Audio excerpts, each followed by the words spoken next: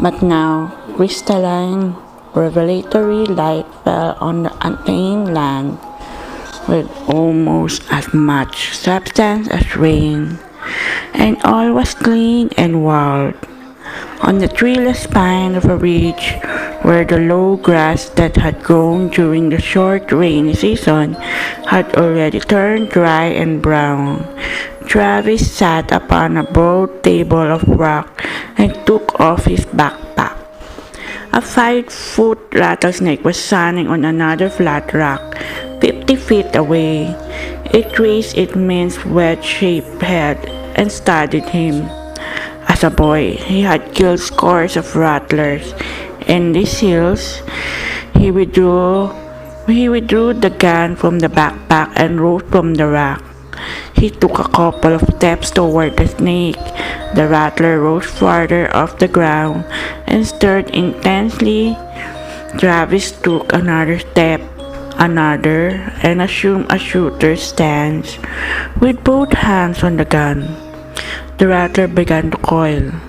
Soon it would realize that it could not strike at such a distance, and would attempt to retreat.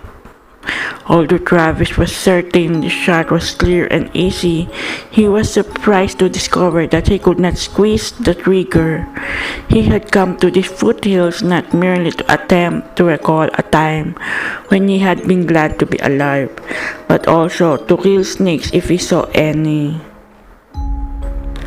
Lately, alternately depressed and angered by the loneliness and sheer pointlessness of his life, he had been wound as tight as a crossbow springs. He needed to release the tension through violent action, and the killing of a few snakes, no loss to anyone, seemed the perfect prescription for his distress. However, as he stared at this rattler, it filled an ecological niche, and it probably took more pleasure in life than he had in a long time. He began to shake, and the gun kept straying from the target, and he could not find the will to fire. He was not a worthy executioner, so he lowered the gun and returned to the rock where he had left his backpack. The snake was evidently in a peaceable mood, for its head lowered sinuously to the stone once more, and it lay still. After a while, Travis tore open the package of Oreos, which had been his favorite treat when he was young. He had not eaten one in 15 years. They were almost as good as he remembered them. He drank Kool-Aid from the canteen, but it wasn't as satisfying as the cookies. To his adult palate, the stuff was far too sweet. The innocence, enthusiasm, joys, and voracities of youth can be recalled but perhaps never fully regained, he thought, leaving the rattlesnake in communion with the sun, shouldering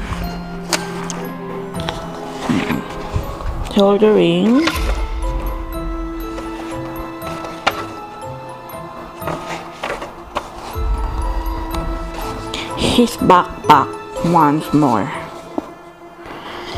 He went down the southern slope of the ridge into the shadows of the trees at the head of the canyon, where the air was freshened by the fragrant spring growth of the evergreens. On the west sloping floor of the canyon, in deep gloom, he turned west and followed a deer trail.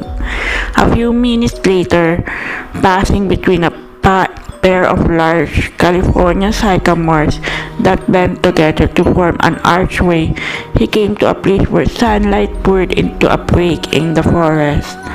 At the far side of the clearing, the deer trail led into another section of woods in which spruces, laurels, and sycamores grew closer together than elsewhere. Ahead, the land dropped steeply at the canyon's south bottom.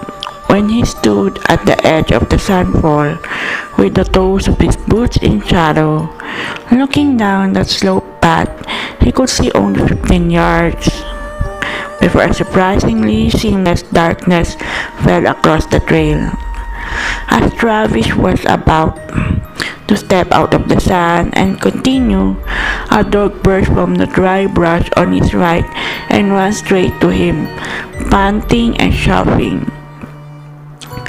It was a golden retriever, pure of breed by the look of it, a male.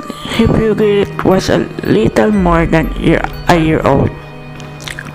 For though it had attained the better part of its full growth, it retained some of the brightness of a puppy.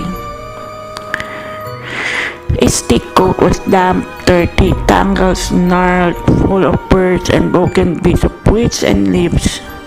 It stopped in front of him, sat, cocked its head, and looked up at him with an undeniably friendly expression. Filthy as it was, the animal was not less appealing. Travis stooped, pat its head, and scratched behind its ears. He half expected an owner, gasping and perhaps angry at this runaway.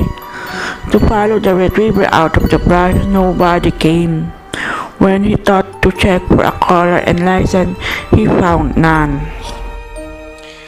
"Surely you're not a wild dog, are you, boy?" The retriever scoffed. "No, too friendly for a wild one, not lost, are you?" It nuzzled his hand. He noticed that in addition to its dirty and tangled coat, it had dried blood on its right ear. Fresher blood was visible on its front paws, as if it had been running so long and so hard over rugged terrain that the pads of its feet had begun to crack. Looks like you have a difficult journey, boy." The dog whined softly, as if agreeing with what Travis had said. He continued to stroke its back and scratch its ears, but after a minute or two, he realized he was seeking something from the dog that it could not provide, meaning, purpose, relief from despair. "On your way now," he gave the retriever a light slap on its side, rose and stretched. The dog remained in front of him. He stepped past it, heading for the narrow path that descended into darkness. The dog bolted around him and blocked the trail. "Move along, boy." The retriever bared its teeth and growled low in its throat. Travis frowned. "Move along, that's a good dog." When he tried to step past it, the retriever snarled and it snapped at his legs. Travis danced back 2 steps. "Hey, what's gotten into you?" The dog stopped growling and just panted. To be continued.